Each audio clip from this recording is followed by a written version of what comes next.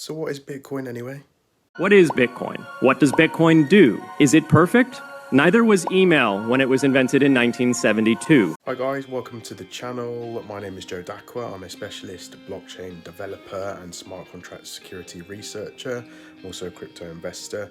And yeah, today's video is ultimately going to be for those of you that don't actually understand what Bitcoin is, or maybe you have a little bit of knowledge of it, but don't quite know how to explain it to your friends and family. I was in that position 10 years ago, got introduced to it, was like, wow, this is amazing. How does anybody not know about it? And then I went about trying to explain what it was, and it just ended up sounding like a bunch of garbage. It's a digital currency. Oh, well, like the pound? Well, not quite like the pound. It's released on top of an immutable blockchain. Oh, so I know blockchain. Can you tell me a bit more about it? Yeah, sure. Didn't have a clue. So if you want to get a fundamental overview of what Bitcoin actually is, then I would strongly recommend you watch this entire clip. If that sounds good, like, comment and subscribe, and jump into the video.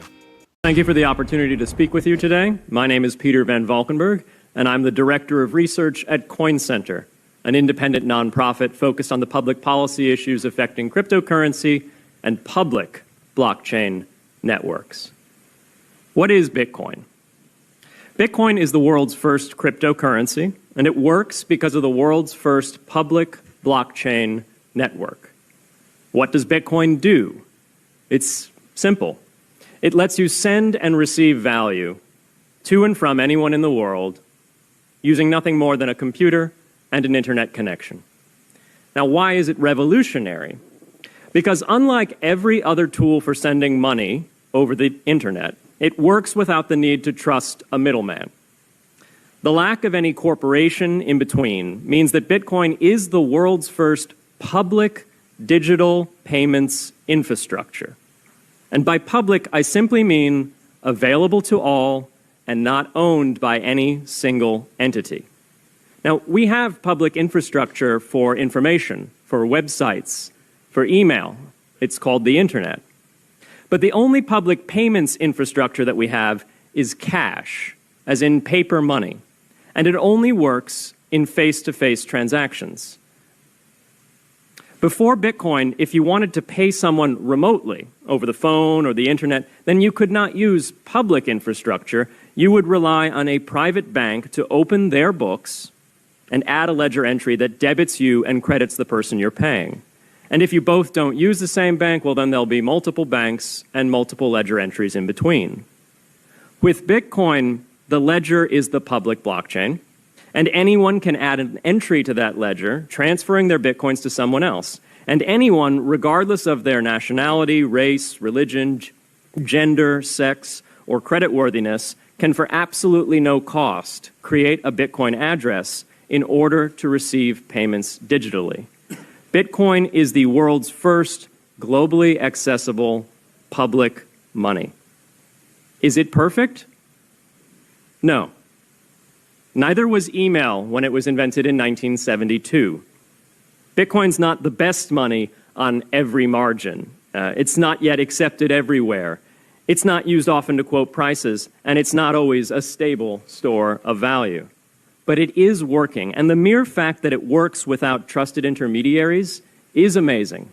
It's a computer science breakthrough, and it will be as significant for freedom, prosperity, and human flourishing as the birth of the internet.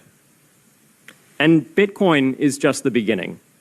If we can replace private payments infrastructure, then we can replace other private choke points to human interaction as well. Now, why should we want to build more public infrastructure? Why should we embrace blockchains over corporate intermediaries? Why should we tolerate their inefficiencies and work to make them better? Why should we want the pioneers of this technology here in the United States and not fleeing overseas? A simple reason. Because the corporate intermediaries providing today's critical but privately owned infrastructure are becoming fewer, larger, and more powerful, and their failures are increasingly grave. So roughly half of all Americans, 143 million people, had their Social Security numbers exposed to hackers because of a breach at Equifax. The SWIFT network has relayed hundreds of millions of dollars in fraudulent transactions because of hacked member banks in Bangladesh, Vietnam, Ecuador, and Russia. The FBI suspects now that the largest of these hacks was perpetrated by North Korea. Corrupt, low-level employees at an Indian bank, Punjab National, were able to fraudulently certify SWIFT messages, stealing $1.8 billion. It's the largest electronic bank robbery in history. In fact, it's the largest bank robbery in history. In October 2016, an estimated 1.2 million internet-connected devices were hacked and turned into a botnet that for several hours made prominent websites unavailable across Europe and North America, including CNN and Fox News, the New York Times, and the Wall Street Journal. Increasingly, physical machines are being connected to the internet to augment their capabilities. They're wired through servers that are owned and maintained by private and trusted intermediaries, the so-called Internet of Things. Pacemakers from St. Jude's Hospital have been hacked. Baby monitors from TrendNet have been hacked. And Jeeps from Jeep have been hacked to the point where they can be remotely commandeered and driven off the road. Now, those vulnerabilities are inescapable in systems that have single points of failure. It doesn't matter if the point of failure is a corporation or if it's a government. There shouldn't be a single point of failure. Similar choke points existed before the internet. If you wanted to deliver a message, you'd have to go through one of 3 television broadcasters or a handful of newspapers. Private corporations are essential, but no critical infrastructure should rely on 1 or 2.